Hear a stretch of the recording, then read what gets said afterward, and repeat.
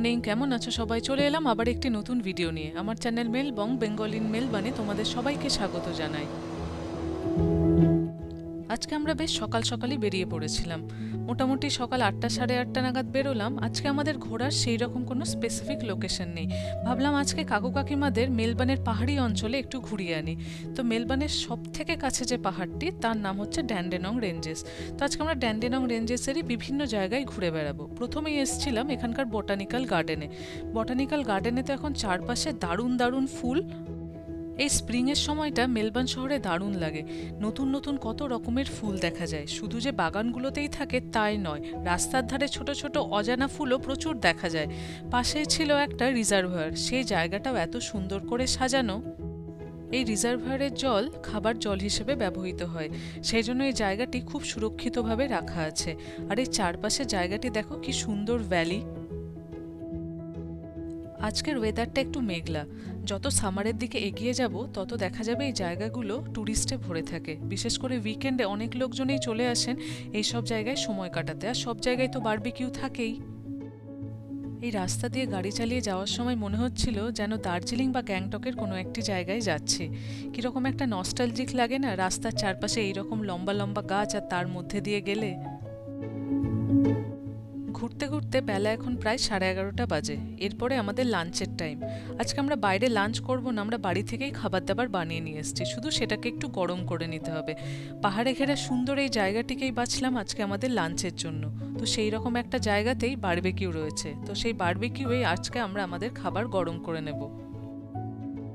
জায়গাটি এতই সুন্দর, আমরা ছাড়াও আরও অনেকেই এসছেন। আজকে আমাদের খাবার হলো পরোটা, তার সাথে আলুর তরকারি। ভালো করে আমরা এই বারবিকিউয়ের জায়গাটাকে মুছে নিয়েছি, দিয়ে তার উপর অ্যালুমিনিয়াম ফয়েল পেতে সব কিছু গরম করতে বসিয়েছি।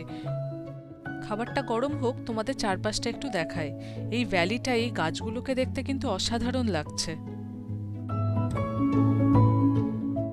আগে আমরা যতবার বারবিকিউ ব্যবহার করেছি সেটিকে আমরা চিকেন গ্রিল করা বা সসেজের জন্য ব্যবহার করেছি, বা কোনো ব্রেডের জন্য। এই প্রথম হয়তো কোনো ভেজ খাবার বারবিকিউয়ের উপর গরম হচ্ছে। তোমরা কেউ কখনো এইভাবে খাবার গরম করেছো কিনা জানিও। কাকু কাকিমাদের কাছে এই পুরো বিষয়টা তো একেবারেই নতুন, তারা এই বিষয়টাই কিন্তু খুব মজা পেয়েছেন। এই রকম একটা সুন্দর জায়গার মধ্যে এইভাবে বারবিকিউতে যে খাবার গরম করেও খাওয়া সম্ভব, তাদের কাছে এই অভিজ্ঞতাটা একেবারেই নতুন। খাবার দাবার বেশ ভালো গরম হয়ে গেছে, তরকারি থেকে তো প্রায় ধোঁয়া উঠছে। সেই জন্য এখন আমরা খাবারগুলো নিয়ে নিচ্ছি, আস্তে আস্তে খাওয়া শুরু করছি। সবাই নিয়ে নিক, সবার লাস্টে আমি নেব। সবার জন্য গুনে গুনে বাড়ি থেকে পরোটা নিয়ে আসা হয়েছে, যাতে কোনোভাবেই পরোটাটা বেঁচে না যায়, কারণ আবার ফিরিয়ে নিয়ে যাওয়াটা ঠিক ভালো লাগে না। তাই যা খাবার সব শেষ করেই যাব। বাড়ি থেকে 3-4টে মিষ্টিও নিয়ে এসছি। কেমন খাওয়া? খুব ভালো, একটা নতুন অভিজ্ঞতায় খাওয়া। তাই ভাল লাগছে খেতে। অনেক কিছুই একদিন পরে ভালো, খাওয়াটা ভালো লাগার চেয়েছে, অভিজ্ঞতাটা আর অনেক। আগেও আমরা বারবিকিউ করেছি, কিন্তু সত্যি কথা বলতে এত সুন্দর পরিবেশের মধ্যে এই প্রথমবার করলাম। চারপাশের যা সিনারি আর তাই দেখতে দেখতে ঘরোয়ায় খাওয়া দাওয়া সত্যিই দারুণ ব্যাপার। এরপর আমরা ঘুরতে ঘুরতে চলে এলাম লিলিডেল।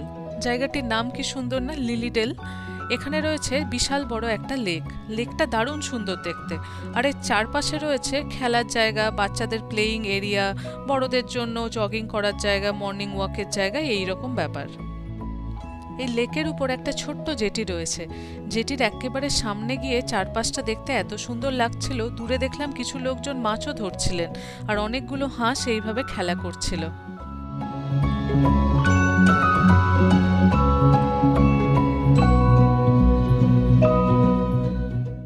আজকে এই পার্কটিতে দেখলাম অনেক বাচ্চার সমাগম হয়েছে। অ্যাকচুয়ালি এখানে এখন 2 সপ্তাহের জন্য স্কুল ছুটি।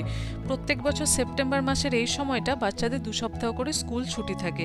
সেই জন্য এই প্লেয়িং জোনটা একেবারে বাচ্চায় বাচ্চায় ভর্তি। আর এত রকমের অ্যাক্টিভিটি রয়েছে, বাচ্চারা দারুণ মজা পাচ্ছে। বাচ্চারা তো নিজেদের মতো খেলছে, তার সাথে বাচ্চার মায়েরা তারাও নিজেদের মতো করে গল্প করছে।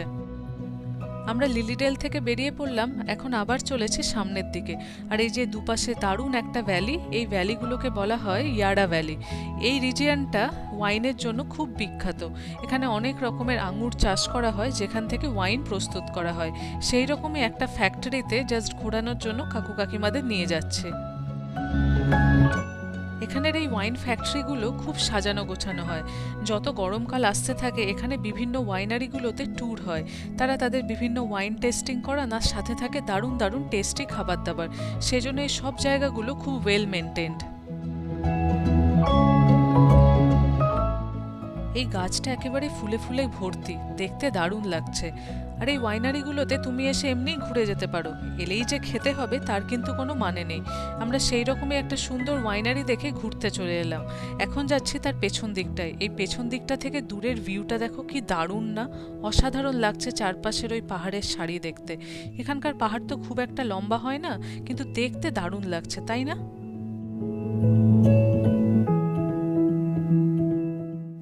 আজকের সকালে যখন বাড়ি থেকে বেরিয়েছিলাম বেশ উদ্দেশ্যহীনভাবেই বেরিয়েছিলাম, কিন্তু সারাটা দিন বেশ ভালোই কাটলো। এখন এর ওয়াইনারির বাগানে বসে চলছে গল্প।